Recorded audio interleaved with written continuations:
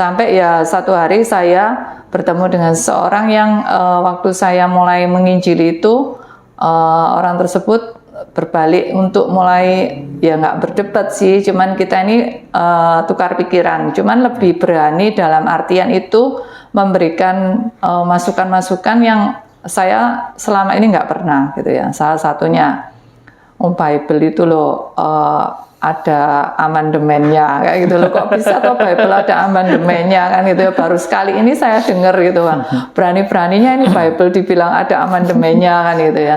Loh ya kan ada perjanjian lama sama perjanjian baru.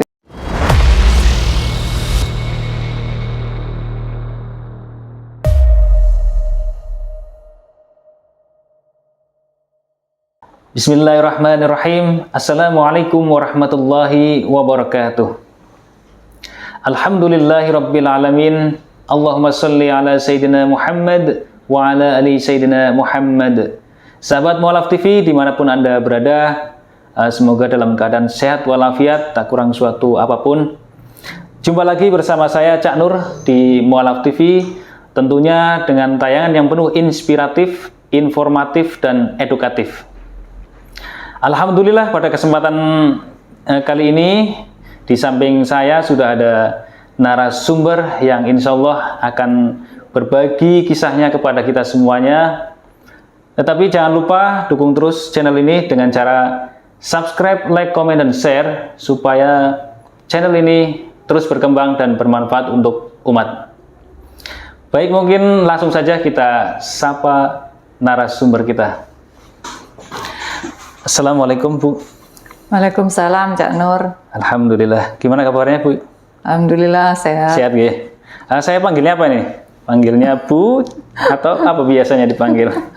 Ya Bu Leni aja. Bu Leni aja gitu ya. Masya Allah. Seperti biasanya sebelum nanti menceritakan kisahnya, perkenalkan dulu ta'aruf kepada pemirsa sahabat Mualaf TV, memperkenalkan diri, nama, terus asal, kemudian agama sebelumnya. Tafadhol, monggo. Bismillahirrahmanirrahim. Assalamualaikum warahmatullahi wabarakatuh. Salam kenal semuanya para sahabat Mualaf TV. Nama saya Leniwati. Latar belakang saya dulunya saya agamanya adalah Kristen Protestan. Saya ibu rumah tangga. Saya tinggal di Surabaya. Mungkin itu Cak Nur. Masya Allah. Ibu dari anak keberapa? Saya dari 2 bersaudara, saya anak sulung, adik saya laki. Masya Allah. Di keluarga semuanya Nasrani atau ada mungkin kakak dulu ada yang Islam?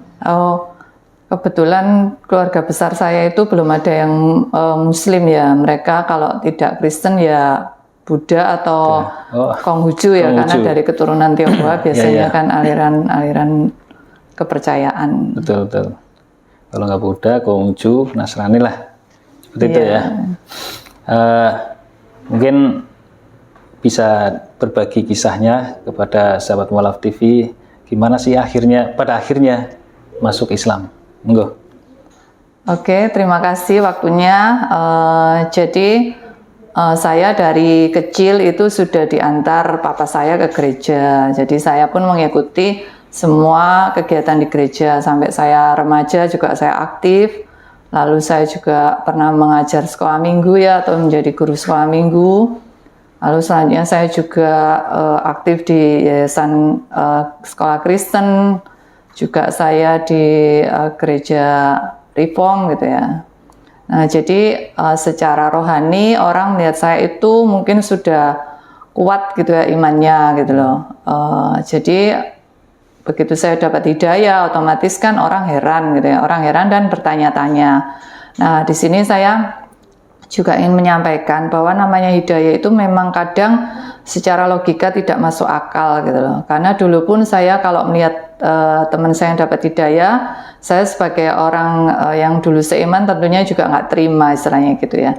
Nah, alhamdulillah hidayah itu sekarang ada pada saya gitu loh. Jadi kalaupun saya mengalami hal yang sama ya saya bisa merasakan gitu ya. Dimana ceritanya seperti ini. Dimana? Bentar, saya potong ya, maaf ya. Itu tahun berapa? Maksudnya? Ketika bersyahadat. Oh, saya syahadat tepatnya 17 Juni 2021. Jadi baru satu tahun ya? Iya, Masya baru Allah. 1 tahun. Lanjut, monggo. Ya, jadi sebelum itu saya kan memang sudah kerjaannya itu seperti misionari istilahnya ya, penginjilan gitu ya. Kadang juga di rumah sakit, kadang di sahabat-sahabat saya atau tim saya di pekerjaan saya gitu ya. Lalu biasanya mereka juga hanya mantuk-mantuk gitu ya, mengangguk-angguk, mungkin ya hormat sama saya, mungkin nggak berani mendebat, juga nggak mau rame gitu, dan mungkin mereka juga menghormati saya, tapi juga mereka nggak percaya gitu ya, mereka juga nggak beralih iman. Sampai ya satu hari saya bertemu dengan seorang yang waktu saya mulai menginjili itu, orang tersebut berbalik untuk mulai ya nggak berdebat sih, cuman kita ini tukar pikiran, cuman lebih berani dalam artian itu memberikan masukan-masukan yang saya selama ini nggak pernah gitu ya. Salah satunya Bible itu loh ada amandemennya kayak gitu loh, kok bisa toh Bible ada amandemennya kan gitu ya, baru sekali ini saya dengar gitu kan, berani-beraninya ini Bible dibilang ada amandemennya kan gitu ya. Loh ya kan ada perjanjian lama sama perjanjian baru gitu. Nah lalu selalu berlanjut saya juga cerita tentang jaminan keselamatan, terus saya juga cerita ya karena kita intinya itu nggak ada feeling apa-apa, nggak, tujuannya bukan saling menyakiti. Juga teman saya ini agak keras juga memberitakan tentang isi Al-Quran gitu ya. Salah satunya kan ya di Al-Quran tercatat kalau orang belum beriman kepada Allah itu nantinya juga jadi bahan bakar di neraka kan gitu ya. Nah itu kan ada ayatnya lah. Saya juga mikir menurut iman saya juga kan orang yang nggak beriman pada Yesus sebagai Tuhan dan Juru Selamat kan juga masuk neraka kan itu ya. Jadi ya saya ya waktu itu ya biasa-biasa saja gitu. Lalu alhamdulillah saya mulai terbukanya itu setelah ya kita saling tukar-menukar informasi.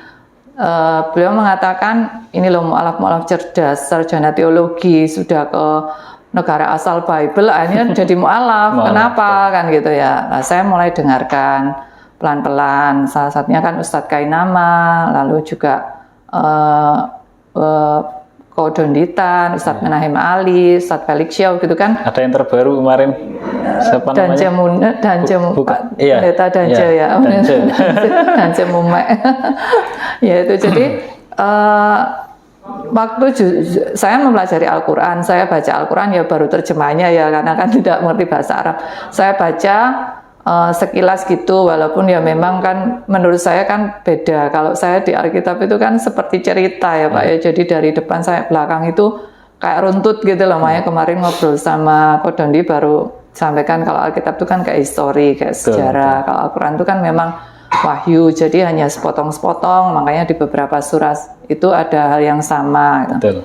Nah, singkat cerita justru karena di Bible itu ada terjemahan yang semestinya itu menyebutkan istilahnya itu nubuatan ya Pak ya, nubuatan tentang Nabi Muhammad gitu ya. Tapi di situ malah diterjemahkan itu kata-kata yang lain. Nah itu yang membuat saya mulai berpikir loh, kenapa kok ada seperti ini gitu. Nah itu yang paling tidak itu membuat saya itu lebih apa ya, lebih mencari gitu loh Pak. Jadi nggak asal terima kayak gitu, Cak Nur gitu loh. Nah, singkat cerita saya ini orangnya juga mungkin sedikit perfect gitu ya. Jadi saya tahu kalau jadi umat Islam itu kan syariahnya banyak Pak. Salah satunya kan sholat kan gitu ya. Sholat, dan sholat itu harus wudhu. Nah saya seumur-umur nggak pernah ya Pak ya. Jadi saya bayangin, aduh ribetnya apalagi perempuan gitu ya.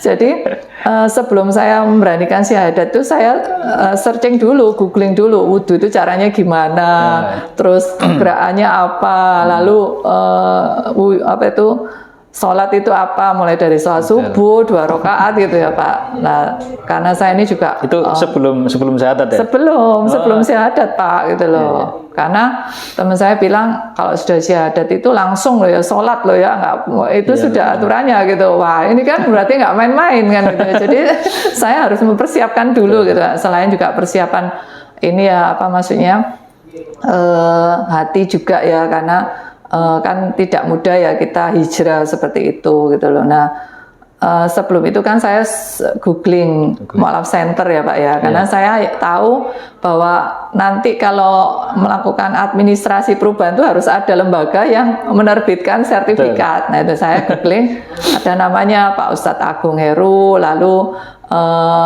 Pak siapa lagi saya lupa, yang ketiga itu Ibu Tan Yung Lee. Nah terus khusus wanita. Nah saya merasa seperti saudara karena apa kan sama-sama Tionghoa gitu.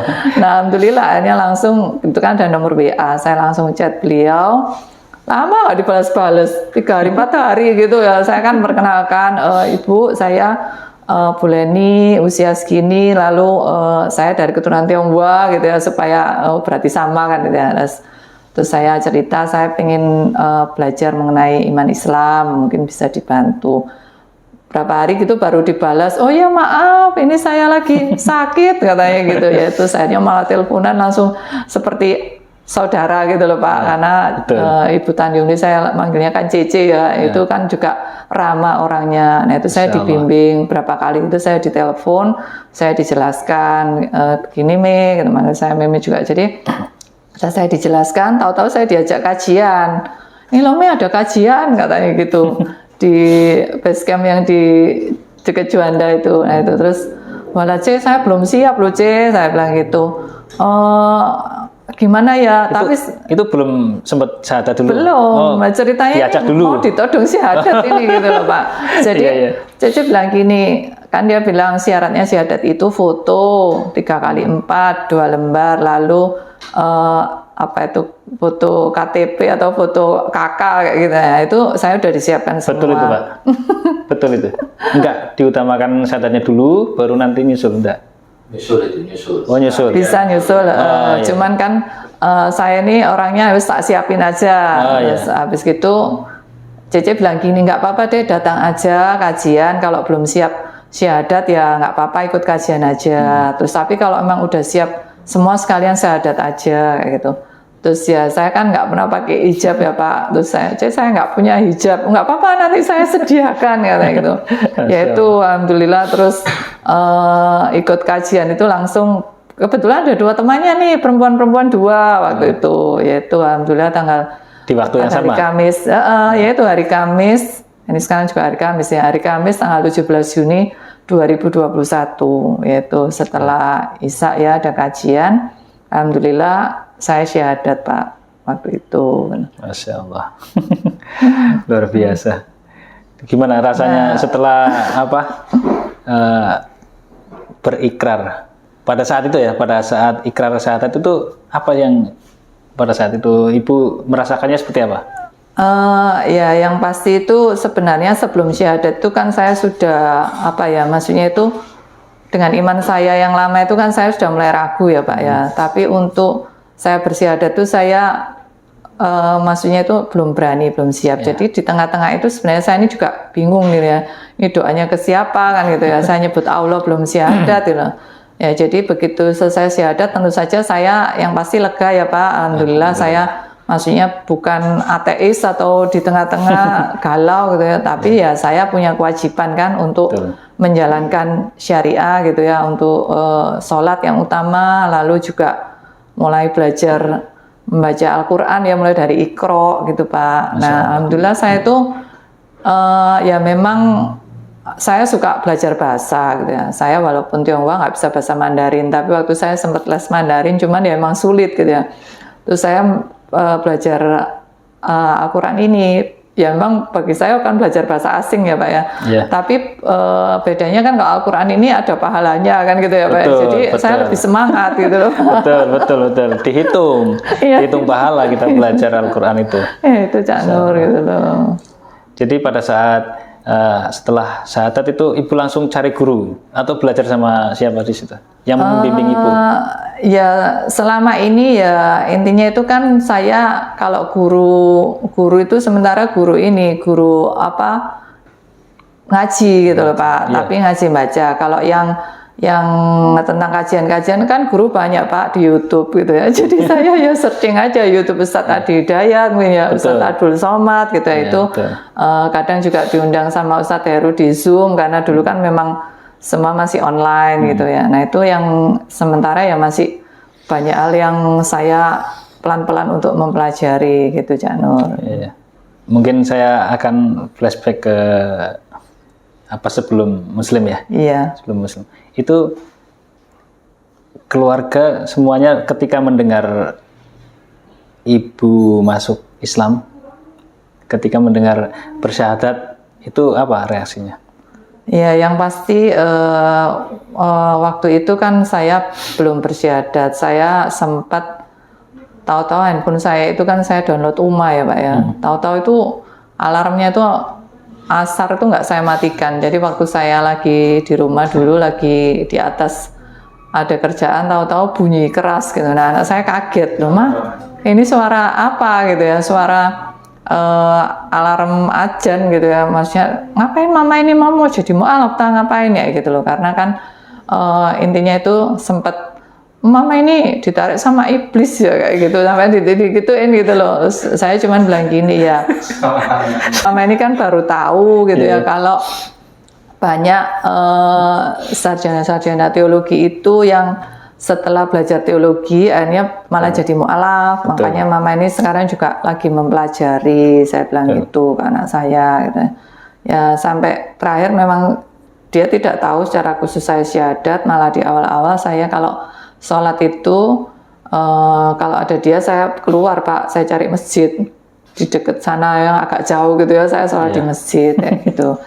Jadi ya memang apa ya, saya juga nggak mau mungkin istilahnya berbeda itu kan mungkin buat mereka juga saya mungkin menyakiti atau gimana. Jadi makanya akhirnya saya ambil keputusan kan untuk keluar ya Pak dari rumah itu gitu loh, karena kebetulan saya kan memang posisinya waktu itu kan single parent. Jadi di Probolinggo ya? Enggak, di Surabaya Pak. Di Surabaya. Jadi anak saya sama papanya, lalu saya kan sendiri gitu loh, sehingga supaya saya lebih bebas juga beribadah dan juga bisa meneruskan hidup selanjutnya gitu loh Pak. Karena setelah saya menjadi Muslim pasti kan banyak apa ya hal yang berbeda gitu. Nah itu yang ya saya sih bersyukur gitu ya bisa mendapat hidayah ini yang tidak banyak orang bisa menerima. Jadi begitu saya mulai berhijab khususnya itu yang mulai heboh. Jadi kalau saya bersyahadat kan orang nggak tahu ya Pak ya. Kalau syahadat tapi Muslim tapi nggak pakai hijab kan nggak ada bedanya ya Pak ya. Tapi begitu saya mulai komitmen untuk berhijab, waktu saya tampil di publik atau saya karena saya juga ada istilahnya pekerjaan yang mengharuskan tampil di depan umum, nah itu baru heboh istilahnya gitu loh. Dan mereka pasti mikir ini saya ini beneran beralih atau cuman nyamar gitu ya Pak. Itu sempat ada seperti itu. Soalnya gitu. Banyak kan? Iya. Ada juga yang nyamar-nyamar. Nyamar gitu ya. Jadi bayangkan bagi saya yang berhijab ini kan juga butuh tanggung jawab ya. Ternyata ada orang yang memang misalnya ada kerjaan ke daerah kayak pesantren gitu, mereka berhijab gitu ya Pak ya. Nah ternyata ada, karena bagi saya ini kan tanggung jawab dan memang mengikuti Quran ya Pak ya, harus menutupi aurat walaupun dia masih belajar gitu Pak. Nah itu jadi, dan yang pasti kalau ada teman tanya, saya itu kan selalu sharing tentang iman Islam ke mereka, dan mereka tetap masih menutup diri, mereka malah menyalahkan. Nah itu kan istilahnya akal-akalan aja gitu Pak. Mereka masih mendiskreditkan Nabi Muhammad kan seperti itu. Jadi ya saya menyimpulkan sih bahwa kalau bukan hidayah ya pasti orang itu masih tertutup hatinya. Betul. Gitu Cak Nur. Karena memang hidayah itu hak Allah, tetapi manusia diberi kebebasan, maksudnya otak untuk terus mencari. Hidayah kan harus dicari kan, harus dicari. Makanya orang yang berpikir kalau sekarang kan lagi viral berpikir waras ya kan. Itu terus mencari kebenaran itu. Makanya banyak yang ahli teologi yang sudah sekolah teologi justru menemukan kebenaran di situ. Karena di ngapunten ini mungkin dengan lebih ahli, tapi saya sedikit yang saya tahu. Seperti dalam fashion saja, seperti Nabi Isa. Nabi Isa itu fashionnya dia pakai berjubah, menunjukkan dia itu Muslim dan berjenggot, ya kan. Terus ibunya Siti Maryam, kalau di sebelah mungkin Bunda Maria, syar'i, dan hijabnya hijab betulan itu, hijab yang syar'i, bukan hijab-hijaban yang syar'i. Itu secara fashion. Kalau di kitabnya sendiri banyak kontradiktif, seperti Nabi Isa itu di kafani ketika meninggal, bukan pakai baju seperti yang sekarang pakai jas ya kan. Enggak. Nabi Isa itu di kafani di Matius, kemudian di Yohanes itu justru di situ jelas sekali ayatnya kalau nggak salah 5:30 Yohanes di situ menjelaskan bahwa Nabi Isa itu Yesus itu utusan, ya kan, utusan, dan banyak sekali yang menjelaskan tentang bahwa Yesus itu utusan, seperti itu. Gimana? Ya itu Cak Nur, makanya saya itu pun setelah mulai terbuka kan saya googling, dari Ustadz Menahem Ali itu yang saya banyak dapat maksudnya ilmu gitu loh, karena di beliau itu kan dulunya ternyata di Kristen Ortodoks Syria, nah, di bawah pimpinan Pendeta Bambang Nursena yang juga kebetulan kan murtadin gitu ya. Nah, saya tuh pernah ikut kegiatannya mereka. Jadi mereka itu menggunakan bahasa Arab gitu loh. Jadi pakai bahasa Arab, kayak Assalamualaikum, cuman gitu ya Pak kata itu. Iya. Nah, justru beliau akhirnya kan jadi mu'alaf. Terus waktu ditanya itu kan karena Bible aja antara Kristen, Katolik, Ortodok itu ayat jumlah pasal-pasalnya itu berbeda. Nah, saya pun tahu antara Kristen dan Katolik itu berbeda gitu ya. Dan bagi kita Kristen ya udah yang selalu yang terbaik gitu. Bahkan sesama Kristen sendiri pun kita saling menjelekkan kan gitu ya Pak. Lalu tentang pengakuan Isa. Nah, ini yang Ustadz Menahem Ali itu jelas ya mengatakan pengakuan Isa ini pun ternyata di orang Kristen sendiri itu ada yang tidak mengakui sebagai Tuhan. Nah, itu yang disebut aliran namanya Saksi Yehova. Nah, kebetulan dulu buat kami orang Kristen tuh Saksi Yehova itu yang salah kayak gitu loh Pak. Nah, itu gitu. Jadi lalu ada yang mengakui. Nah, ini kebetulan setelah saya mualaf saya diskusi. Saya tanya, kalau menurut kamu Trinitas itu gimana? Ada Allah Bapa, Putra, Roh Kudus, ada 3, tapi sebut asa atau bagaimana? Karena di tempat saya, di gereja saya dulu seperti itu. Jadi ada 3 oknum, 1 hakikat. Tapi kalau di tempat dia katanya ya enggak, ya Tritunggal itu ya Yesus sebagai Bapa, Putra, Roh Kudus, seperti itu. Jadi di Kristen sendiri memang ada beberapa hal yang berbeda.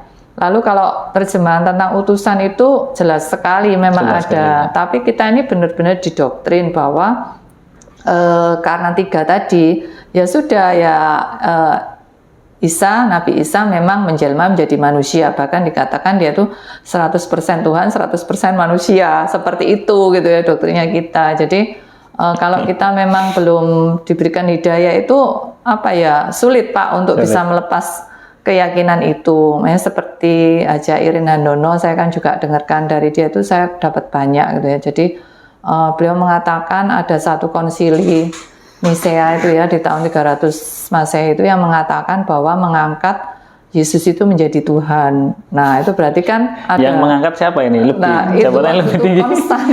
Konstantinopel itu loh Pak, kayak kaisar gitu loh. Maksudnya kayak kaisar Konstantinopel gitu. Nah, hal seperti itu kan kami nggak tahu Pak gitu loh. Jadi kami nggak tahu dan pendeta atau hamba Tuhan itu ya sudah menjelaskan ini doktrinnya. Bahkan Haja Irin sendiri kan waktu mulai galau kan tanya ke gurunya kan, ya udah imani aja, nggak usah tanya-tanya kan, karena itu nggak bisa jawab juga kan gitu loh, atau romonya atau dosennya gitu. Jadi memang kita ini seperti didoktrin seperti itu. Jadi didoktrin bahwa percaya Yesus sebagai Tuhan dan Juru Selamat, jalan tol masuk ke surga kan gitu ya. Jadi banyak orang cari gampangnya, sehingga dalam ibadah pun juga banyak orang yang nggak serius kan gitu ya Pak. Itu Janur. Jadi waktu masih Nasrani itu melihatnya karena memang dari kecil didoktrin itu ya, didoktrin. Jadi ya mau disenggol seperti apapun tetap aja kekeh kan. Iya. Terus sekarang anak ikut anak masih Islam, atau masih ikut ayahnya, masih ikut papanya, masih Nasrani, dan saya coba untuk ya cerita kalau intinya mungkin sekarang kamu menganggap mama ini salah, tapi kalau boleh ya coba pelajari pelan-pelan. Kalau memang dapat hidayah ya pasti terbuka. Karena ya jujur anak saya ini dari kecil kan saya sekolahkan di sekolah seperti Bible seminari untuk anak gitu loh Pak. Jadi seperti pondok pesantren gitu loh. Jadi kan pasti saya tahu kan anak saya juga mempelajari imannya kan nggak setengah-setengah gitu loh. Jadi ya banyak orang melihat saya ini bisa jadi mu'alaf itu juga luar biasa ya, Allah yang bolak-balikkan hatinya manusia gitu ya. Nah saya pun juga nggak pernah menyangka kalau intinya skenario Allah seperti ini gitu ya Pak. Tapi saya percaya semua itu sudah dicatatkan sebelum saya dilahirkan gitu ya Pak ya, sudah ada jalannya. Tinggal kita sebagai manusia ini ikhlas nggak untuk menjalani. Ya jujur saat ini sebagai mu'alaf yang baru 1 tahun kan belum banyak orang tahu Pak. Belum banyak orang tahu keberadaan saya, khususnya teman-teman di gereja mungkin belum banyak yang tahu. Tapi kalau di kantor lama dulu mungkin sebagian udah tahu, para pengurus itu. Lalu pimpinan saya juga sering kontak saya, cuman saya nggak mau terima telepon ya, cuman WA aja. Ngapunten nih, kalau ini mau dijawab apa Anda, monggo. Pada saat masuk Islam, itu posisinya sudah single parent atau? Iya. Sudah single parent atau masuk dulu baru bisa? Intinya saya kan memang sudah ada masalah dengan keluarga, lalu setelah memutuskan untuk berpisah, lalu saya lebih enjoy untuk menentukan masa depan saya. Jadi setelah pisah baru saya syahadat gitu Pak. Jadi supaya ya udah, berarti saya kan udah nggak, istilahnya saya sendiri gitu loh Pak. Ya. Tapi anak-anak masih serumahan? Anak saya cuma 1, ikut papanya, ikut mbahnya. Ya. Kalau seperti kisahnya Dokter Karisa ya, Gani itu ya, itu kan anaknya sudah masih berkeluarga gitu, jadi kan akhirnya cerai itu kan. Oh iya. Akhirnya cerai.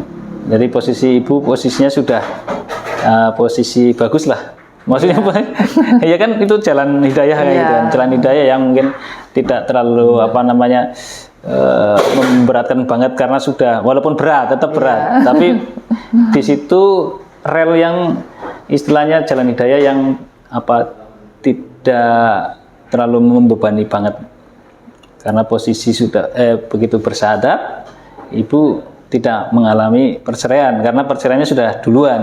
Jadi satu persatu itu kan ya. Iya Pak, betul. Baik, setelah bersyahadat, apa sih yang ibu alami, atau ada ujian-ujian apa yang ibu rasakan? Ya, yang pasti yang pertama tentu saja ujian materi ya Pak ya. Jadi memang dalam perpisahan saya itu mantan suami bilang kalau saya nggak dapat bagian apa-apa gitu. Karena semua harta itu untuk anak. Ya udah, saya pun istilahnya nggak ngelawan, nggak apa ya Pak ya, karena buat saya intinya itu apa yang akan saya hadapi ke depan ya pasti semua sudah direncanakan. Jadi secara materi pasti ada perubahan gitu ya Pak. Lalu juga pertemanan gitu ya, maksudnya persahabatan juga ada yang mungkin sempat menjauh, ada yang mungkin merasa menyayangkan kayak gitu ya, kenapa kok sampai seperti ini kayak gitu. Yang pasti semua itu seperti kembali dari nol gitu loh Pak. Untuk memulai dengan saya sebagai mu'alaf, dikatakan kan juga dosanya dari nol ya, makanya saya juga memulai semuanya juga dari nol gitu ya Pak ya. Yang dari nol ada 2. Iya Pak. Mu'alaf sama pom bensin. Dari nol, mulai dari nol. Iya itu. Terus orang tua sekarang Kebetulan orang tua sudah meninggal, Pak. Jadi orang tua saya sudah meninggal waktu saya masih dua-duanya atau dua-duanya. Jadi saya usia 10 tahun itu papa saya meninggal, saya usia 19 tahun mama saya meninggal. Jadi memang saya ini tergolong apa ya? Tegar gitu ya Pak, yatim piatu dan tegar dari muda karena ya the life must go on gitu loh Pak. Saya cuma berdua sama adik itu. Luar biasa ya. Jadi setelah orang tua sudah tidak ada semuanya, tetap berjalan, ya kan, menjalani kehidupan. Mungkin anak keberapa? Anak sulung. Anak sulung pertama. Itu anak pertama ya? Iya. Nah itu. Jadi kayak macam teladan kan, percontohan untuk adik-adiknya. Berarti masih ada adik-adiknya? Adik satu laki, yaitu yang masih apa ya, belum bisa menerima gitu loh Pak. Jadi masih merasa saya ini kalau istilahnya kita dulu dari Nasrani, kalau kita keluar tuh kan seperti kita ditolak oleh Yesus gitu ya Pak ya, ditolak, dibuang misalnya seperti itu. Padahal kan kita di Muslim juga mengakui kan tentang Isa, cuman kita mengakuinya sebagai utusan. Kita nggak meninggalkan Yesus. Iya, makanya itu hanya bahasa Yesus, bahasa mana Ibrani atau bahasa Isa Mesias, Isa Al-Masih. Iya. Itu kan bukan bahasa Indonesia. Isa Al-Masih itu kan bahasa Arab. Iya. Terus Mesias mungkin bahasa Yunani ya, bahasa Yunani seperti itu. Jadi intinya orang-orangnya satu. Jadi kita nggak meninggalkan Yesus. Yesus ada cuman statusnya bukan Tuhan. Ya kan, hanya Allah Tuhan satu-satunya. Bahkan di Injil pun ada Tuhan satu-satunya. Loh, ada. Dan Yesus adalah utusan. Itu di Yohanes juga. Yohanes lah kayaknya banyak sekali yang menyatakan bahwa Yesus itu utusan. Ya kan istilahnya itu kata-kata Yesus sendiri kan Pak. Kalau di Alkitab elektronik itu kan yang bercetak merah itu kan, huruf merah itu kan kata-kata Yesus waktu ada di dunia yang ditulis oleh keempat istilahnya kalau dulu Injil, tapi kalau kataku Dondi bukan Injil tapi gospel kan gitu. Gospel. Karena ternyata juga banyak sarjana ahli-ahli teologi yang menjelaskan kalau mereka itu kan bukan hidup sejaman dengan Yesus kayak gitu. Ya jauh sebelum saya mengenal iman Islam itu saya juga sempat berpikir, iya ini Alkitab Perjanjian Baru ini hampir 80% ini kan isinya surat Rasul Paulus kepada jemaat Efesus, Filipi, Kolose gitu ya. Kok dikatakan firman Tuhan, tetapi kembali ada seminar. Benarkah Alkitab ini firman Tuhan? Nah, itu dikupas gitu ya. Ya ini kenapa? Karena dari 40 orang penulis ini semua menjurusnya satu, ke arah apa? Nubuatan tentang lahirnya Isa. Jadi benar-benar Isa itu yang diagung-agungkan kan, sentralnya kan di Isa itu sebagai juru selamat itu kan. Gitu loh.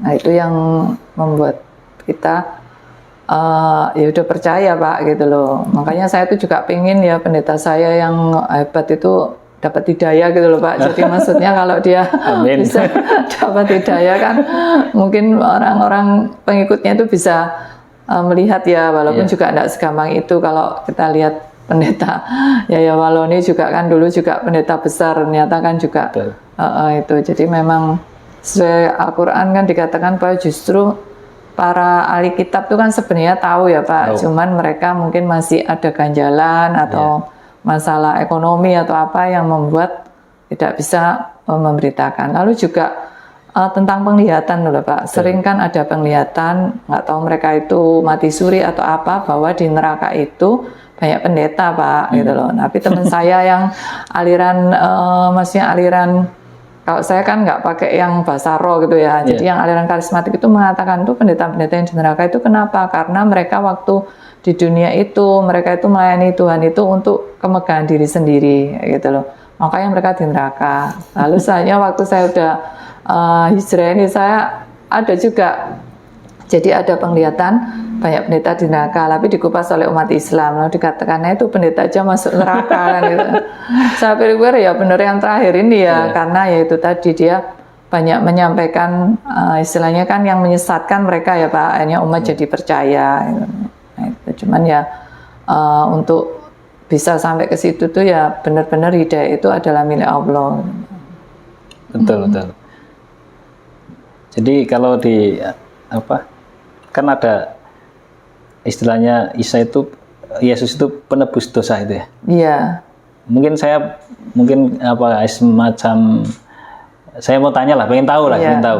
Itu setelah ditebus berarti umatnya nggak ada yang punya dosa.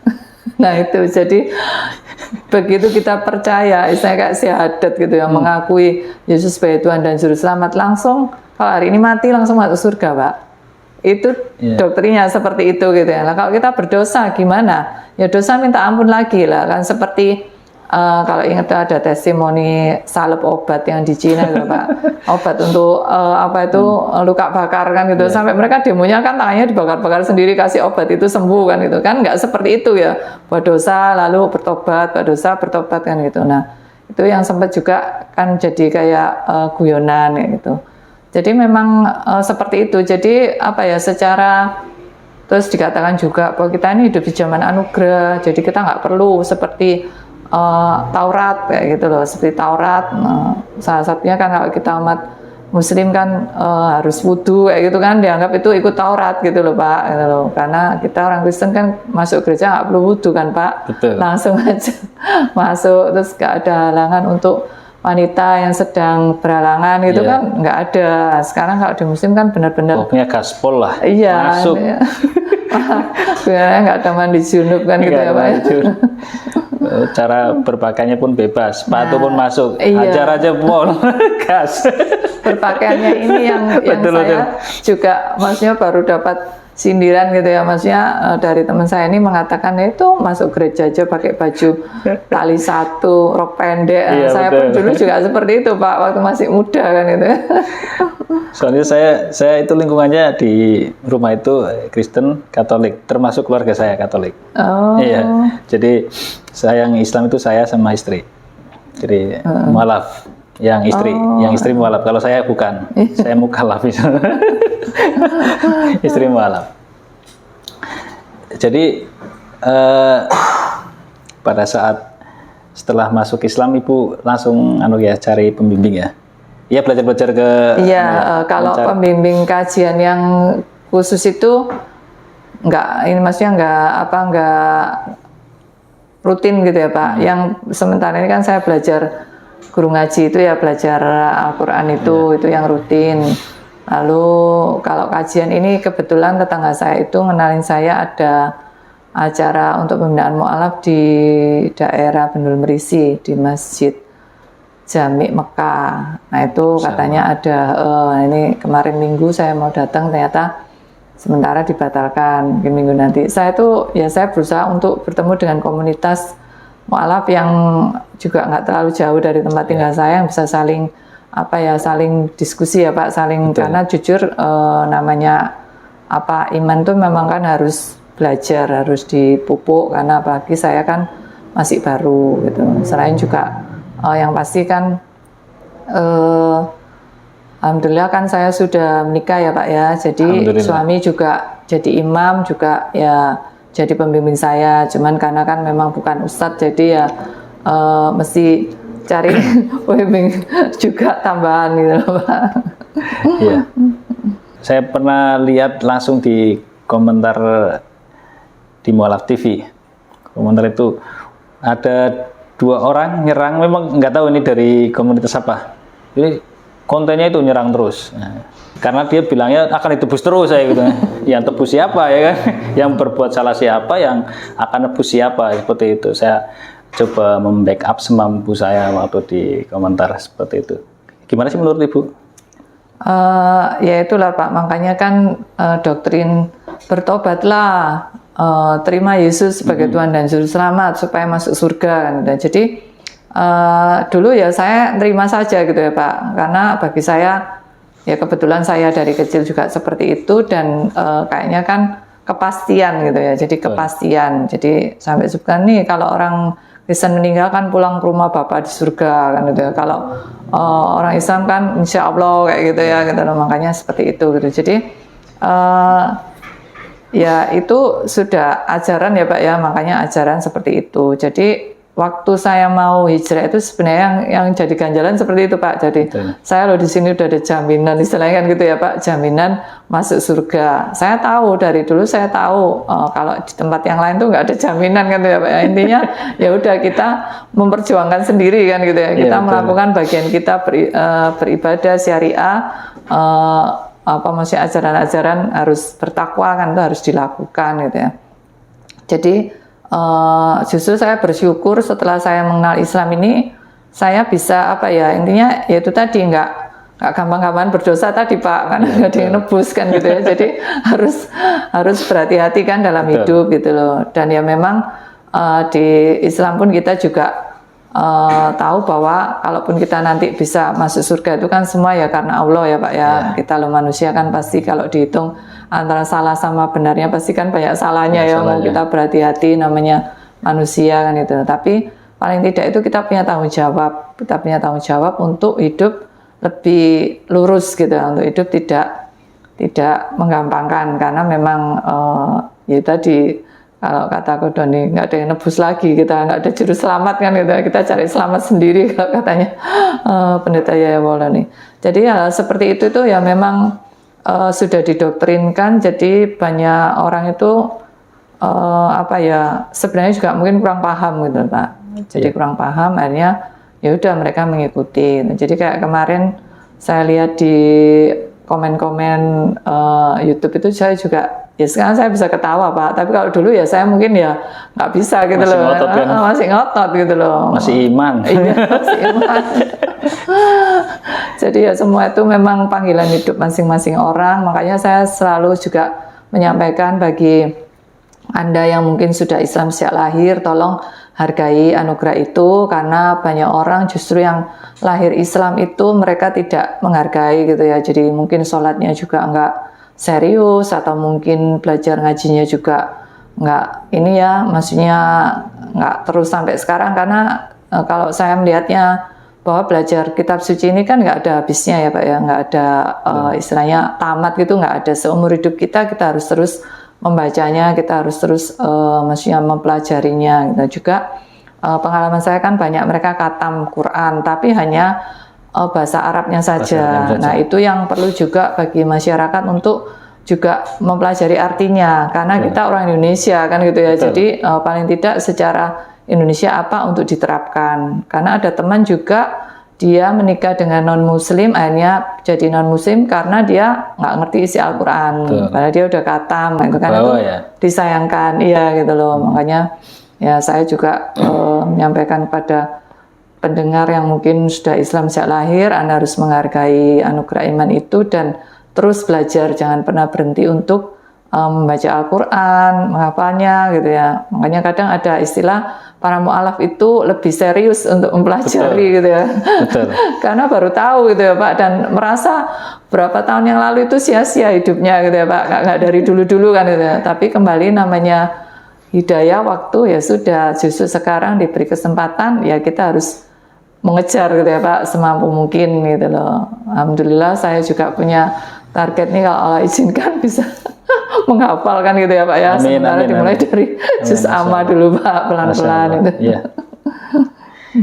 Ada sebutan yang istilahnya ada Islam turunan, Islam yang sejak lahir, ada Islam tanjakan. Iya. Jadi kenapa cenderungan Islam yang dari lahir itu kurang girohnya kurang untuk mempelajari. Dia merasa sudah lahir sudah Islam kan, turunan. Nah, ketika turunan itu mobil kalau turun itu namanya turunan kan, itu cenderung ngerem, semangatnya nggak ada, cuman ngerem aja, nggak mungkin digas. Tapi kalau Islam tanjakan nggak mungkin akan direm, gaspol kan, naik terus kan. Nah, kalau keyakinannya kurang bagus, maka akan jungkir balik turun ke bawah kan, apa namanya? Mundur. Nah, ya itu kalau remnya bagus. Jadi seperti itu. Saya kemarin dengar di apa namanya RH Channel Ustadz Samsul Arifin Nababan. Jadi bedanya Islam turunan sama Islam tanjakan. Iya. Baik, gini. Apa kira-kira cita-cita Ibu, harapan ke depannya? Ya, harapan saya yang pasti, kerinduan saya itu, saya selalu berdoa kepada Allah, semoga anak saya kan cuma satu ya Pak ya, semoga paling anak saya juga bisa Allah berikan hidayah di usia berapa ya, intinya Allah yang punya hidup, saya hanya bisa berdoa karena saya juga nggak bisa memaksa berdakwah pun ya, saya intinya belum bisa intens gitu ya Pak. Jadi itu apa kerinduan saya yang terbesar, dan juga saya berharap juga yang kedua kan kalau saudara sekandung saya, adik saya itu Pak. Jadi mereka juga satu hari bisa mendapat hidayah, dan juga saya juga rindu juga bisa diberi kesempatan untuk berdakwah juga ke teman-teman yang non muslim gitu ya, untuk mereka juga bisa satu hari juga bisa dapat hidayah, karena saya percaya bahwa sesuatu harus diberitakan, masalah diterima atau tidak itu kembali hanya Allah yang bisa memberikan hidayah gitu. Jadi kerinduan saya ya, kalau saya dulu menginjili ya seharusnya ke depan nanti saya juga mendakwah. Makanya saya kan butuh ilmu ya Pak ya, saya butuh ilmu juga supaya bisa juga menyampaikan kepada teman-teman gitu. Iya, insyaallah. Nah, tadi saya teringat itu kata pasti dan insya Allah. Nah, mungkin saya perlu luruskan ya. Kata pasti itu bukan pakaian manusia. Kenapa di Islam pakai insya Allah? Karena kata pasti itu hanya milik Allah. Makanya kita apapun kita akan menyebut nama Allah, Tuhannya sendiri. Insya Allah, kayak gitu. Alhamdulillah. Semua kita menyebut nama Allah. Bukan berarti tanpa kejelasan, tapi di Islam kata insya Allah itu karena kita bukan pencipta, karena kita itu ciptaan. Kalau manusia bilang pasti itu sombong, ya kan? Nah, kamu siapa? Besok aja kita nggak tahu pasti, apa kita tetap umurnya masih diberi atau kita akan diambil. Itu kita nggak bisa bilang pasti, hanya Allah. Makanya semua yang diucapkan manusia, umat Islam itu menyebut nama Allah. Insya Allah, Alhamdulillah, Subhanallah, Masya Allah. Subhanallah. Harus menyertakan Allah. Karena semua kepastian hanya milik Allah. Seperti itu. Ya kayak menyebut Masya Allah, Subhanallah itu saya kan masih belajar ya Pak ya. Pertama juga artinya saya pengen jelas, karena kalau kita orang awam dulu kalau nyebut Masya Allah itu kesannya itu kan ada sesuatu hal yang nggak sesuai, lalu Masya Allah kan gitu ya. Jadi tapi kesannya bagus, berbeda gitu loh Pak. Jadi kayak mungkin orang awam Masya Allah, tapi itu hal yang jelek. Padahal sebenarnya Masya Allah itu kan mengagungkan Allah ya Pak ya. Ada sesuatu yang baik gitu. Jadi nah seperti istilah gitu saya kadang juga nggak mau kayak istilahnya ikut-ikutan. Saya harus tahu sendiri untuk supaya nggak salah gitu Pak. Lalu kalau insya Allah itu memang terkesannya kalau dulu itu saya orang ini bilang insya Allah ini dengan alasan ini apa maksudnya supaya kalau nggak jadi itu seolah-olah nggak bersalah. Itu gitu. orang kadang menyalahgunakan juga. Salah gunakan kata insya Allah itu. Nah, supaya nanti kalau tidak jadi ya nggak apa-apa lah. Saya sudah kan bilang insya Allah. Jadi insya Allah itu pemaknaannya bergeser ke sini pemaknaannya. Makanya kita itu ya harus dijelaskan terus. Jadi kalau besok datang ke pengajian ya, insya Allah. Bukan berarti kita nanti nggak apa-apa saya sudah bilang insya Allah. Iya kan akhirnya dia sendiri yang menurunkan imannya. Iya itu saya juga belajar. Jadi kayak puasa gitu ya. Puasa tak insya Allah, karena kan belum selesai ya Pak puasanya ya Pak ya. Kalau misalnya ada halangan atau apa di tengah, nah itu saya mempelajari gitu ya, memaknai insya Allah seperti itu. Tapi dengan artian kan tidak menggampangkan. Kalau memang terjadi sesuatu yang seolah-olah halangan ya berarti kan Allah belum mengizinkan gitu ya Pak.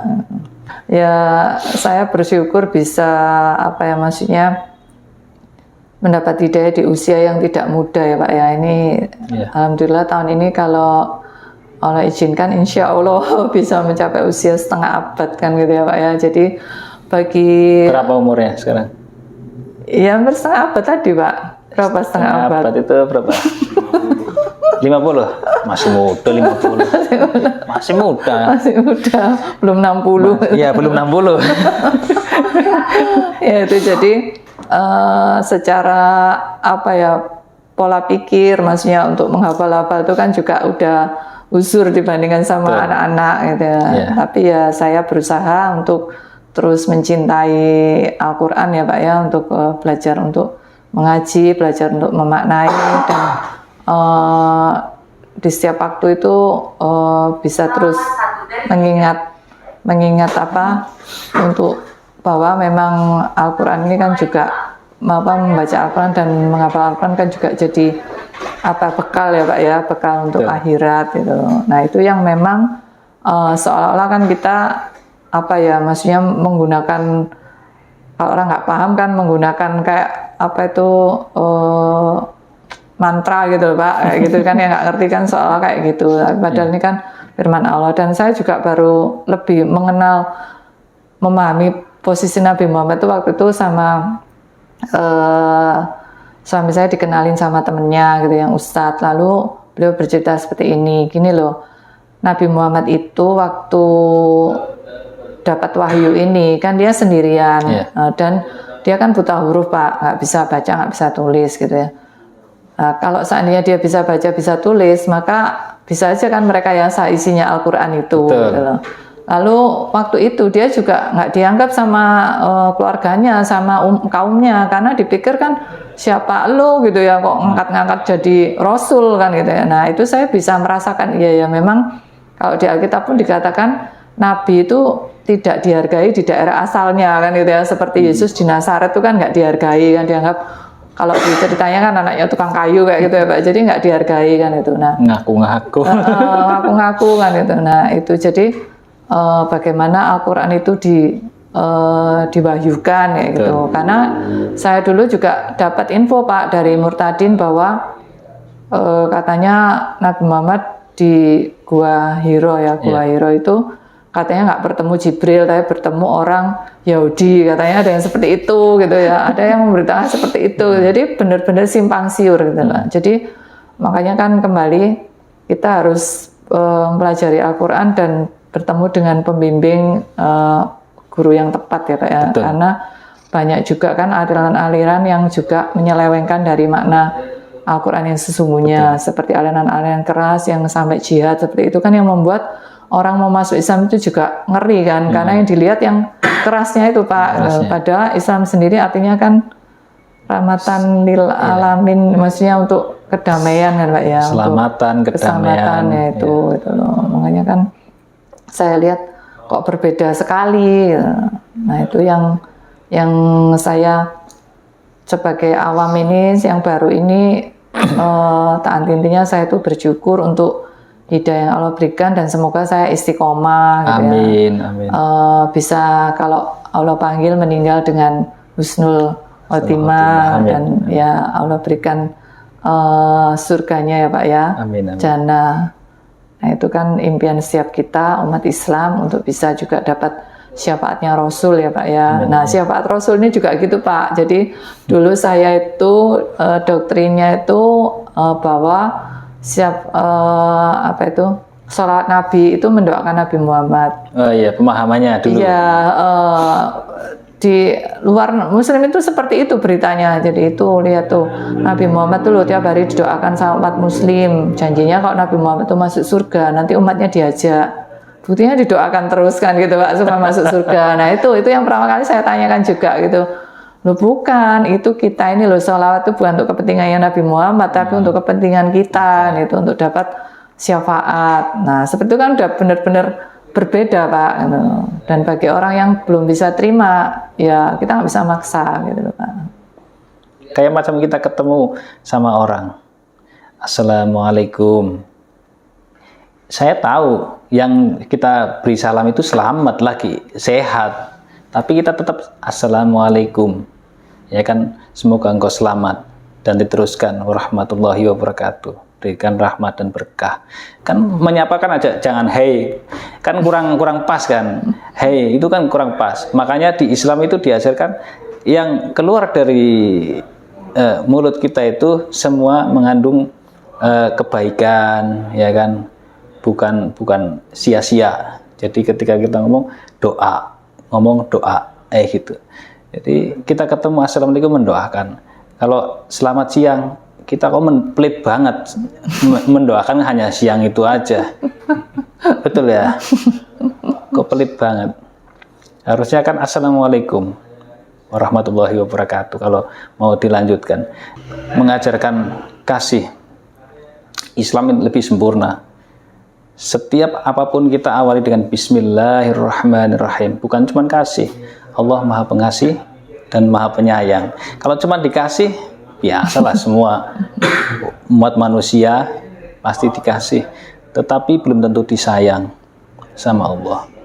Karena di dunia ini itu agamanya lain. Itu nakal tapi orangnya kaya. Iya, karena Allah Maha Pengasih. Tapi ketika ada lanjutannya Ar-Rahman, ada lanjutannya Ar-Rahim. Allah Maha Penyayang.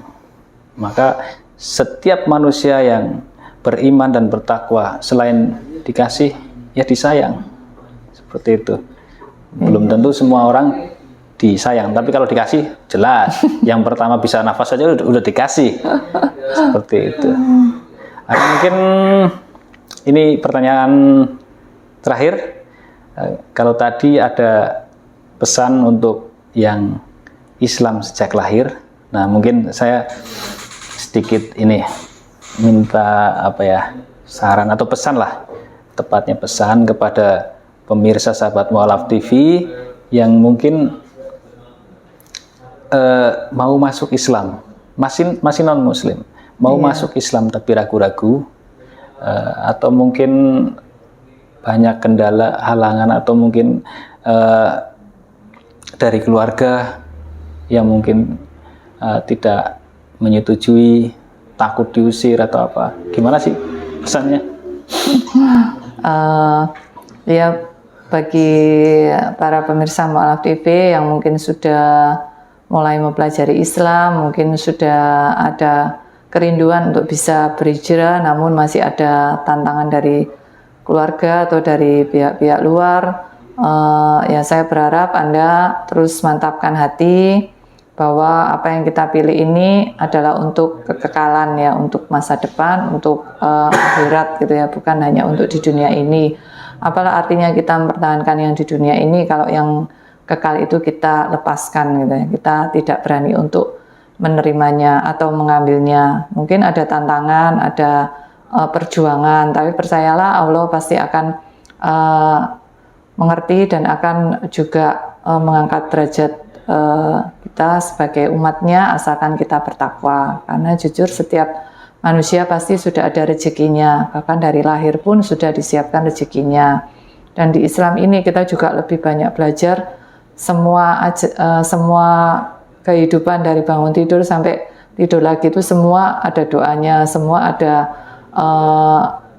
maksudnya ajarannya yang itu mungkin tidak kita dapatkan di iman yang lain. Jadi saya bersyukur walaupun masih banyak yang belum saya tahu ya, saya bisa, tapi saya akan terus untuk rindu menggali dan menggali, karena di Islam ini banyak sekali ilmu yang harus kita pelajari. Jadi saya berharap bagi Anda yang sudah mempunyai kerinduan untuk boleh mengenal iman Islam, segera Anda mencari pembimbing dan juga memutuskan untuk bersyahadat, karena kita tidak tahu kita hidup sampai kapan. Jangan sampai kita menunda untuk bersyahadat dan kita melepaskan untuk memperoleh iman di dalam Islam.